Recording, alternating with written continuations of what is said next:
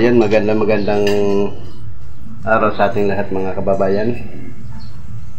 Panibagong araw, panibagong vlog na naman tayo mga kababayan.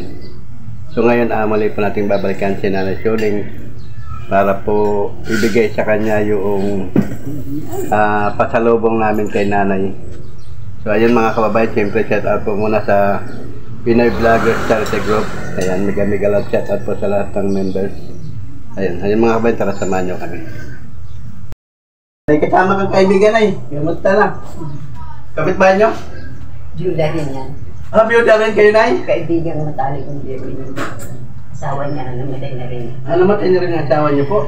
Namatay na rin ang asawa nyo? Saan kayo nakatira dito? Doon. Banda rin sa dulo.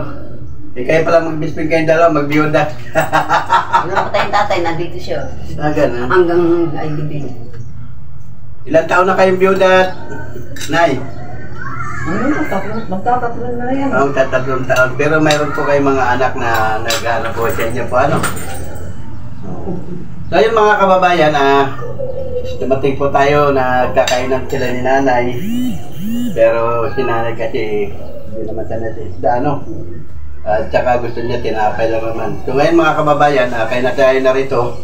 Kaya Nanay Suling tulad nga po ng ano na sinasabi niya, hindi na po kailangan yung bigas. Kahit pag may biskuit lang, sabi nga kayo, basta hanggat na may bikirin, nabubuhay si Nanay. So ayun mga kababayan ngayon, may nagpadala po sa ating kababayan na si Ma'am Brites ng biskuit.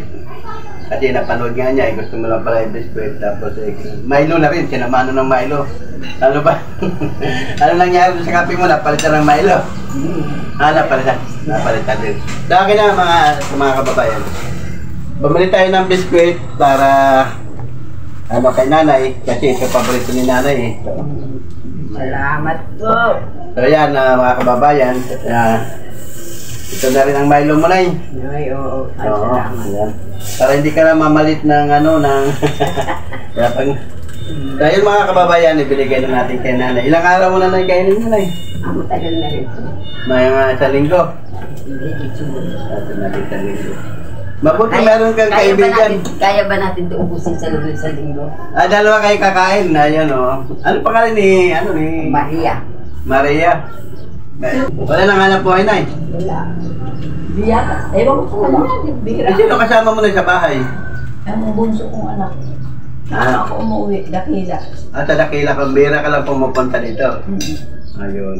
Pinasala mo na si Nanay. Maganda yun. Mamatay si Berling. Madalas siya dito. Kasi alam niya wala akong kasama. Nung pagkamatay o yung mismo nakaburon. Bukang matay, nandito na yan. Hanggang nailibing. Di na umuwi ng Dakila. Na, hanggang isang linggo pang nailibing, nandito pa yan. May anak ako dyan.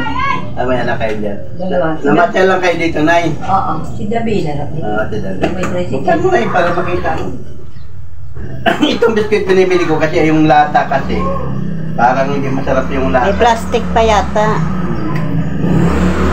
Hindi, wala na itong plastic yan, Nay.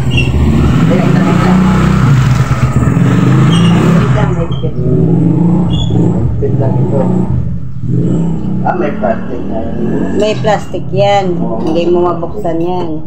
Tanggalin natin. Nakasino eh. Di bali na. Hindi para makita mo, makakain ka rin. Ito na, tanggalin natin. Kasi mahirapan ka, ikaw lang mag-isa rin eh. Talaga naka-plastic. Ito na. Ang bakat na. Nakasilyo yun talaga, ano? Ayun. Para hindi siya mingaw. Ayun! Di ba? Ang sarap ng biscuit yun naman kasi. Skyflex, yung ano siya. Ang sarap po. Matagal mo na ubusin yan eh. Oo. Kayong dalawa ni Nanay. So ayun mga kababayan, na ipabot na natin kay Nanay Suling ang biscuit. Tulad niya sinabi niya ay paborito niya talaga tinapay. Saka Milo. So bumili na rin po tayo ng Milo.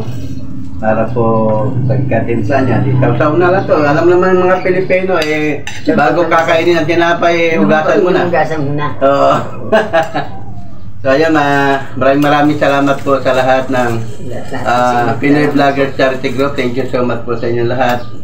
Kay Ma'am British, maraming salamat po sa iyo dahil ito po nagpaabot ng biscuit.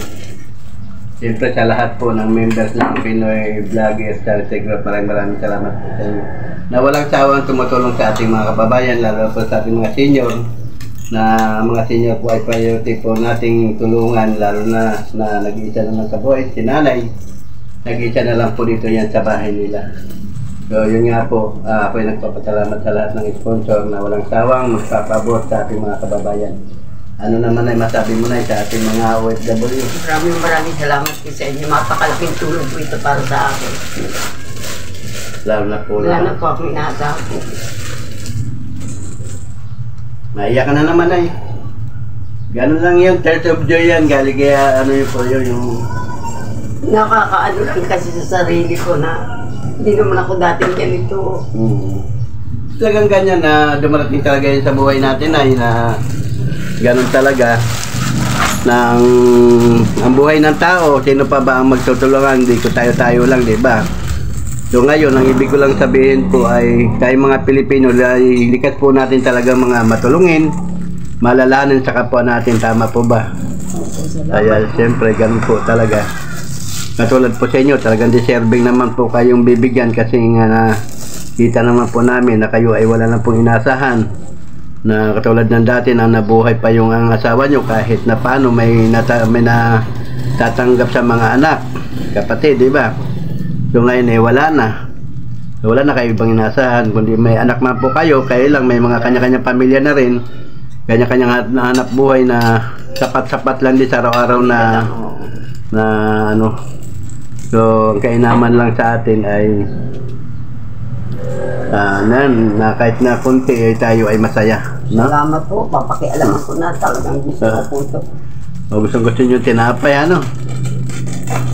So ayun mga kababayan, ay binabuksan na kagad ni nanay yung tagang paborito niya po yung mga kababayan kasi Mga anak natin, hindi naman pwede asahan. opo na, totoo po. Bagamat na sila tumutulong din, kaya lang may pamilya na sila, hindi na po talaga na Alaga. kayo na kamusta ang buhay niyo po sa Dakila? Ang bunso kong anak, nagtatrabaho din naman. Kain ako, pero nakakapira ako, di ba, sa pensyon. Sa pension po. Kayo na wala ba kayong pension? Senior Nahuli? ako. Senior. Ang magkano po natatanggap niyo sa senior na Siya nakakakuha siya. 3,000. Isang ano yon? Kada 10 buwan. Ay, malaki. Ano ko laki yun. Saan po kayo na-restro na ng senior? Bakit gano'n tanggap nyo? Ikaw na bakit dito wala? Tatay meron. 1,500. 3 buwan. May 500 sa buwan ano? No, 1,500. Bakit talaga dito parang naman yun. Hanggang kailan lang yun. Kailan lang yun? Dalawa pa lang ano? Dalawa pa lang beses. 2 beses siya natanggap tapos namatay na siya. Di ba si Banji ngayon yung pangulo ng senior? Mabait naman si Banji dahil si Pangulo tumutulong naman yun sa mga matatanda na sarap ng biskuit. Kaya na po kayo. Ako nagkakapera. Minsan ako pa ang nagaan sa mga anak ko. Ikaw yung pa nagbibigay na Kulang tita. Pero yung bunso nyo po ba mayroon na ring ano? May pamilya na rin. Dalawa pinag-aaral. Pareha. Kayo naman tayo, matipid na tayo, may mga edad na Oo. Tingkali na. Okay na. Hindi lang kami nakapit-bahay ng kanin. Binibigyan lang kayo dyan? Binigyan kami yan. Sabay kayong kumain kasi binigyan kayo. Ba't hindi kayo nagsaing?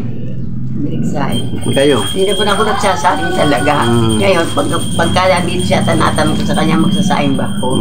Yun, magsasaing. Hindi pa kami nagsasaing, nagpadala na. Kanin. Hindi na ako na. Dami tinapay pa ako, siyang munay. Oo. Anak ko dyan, balo din.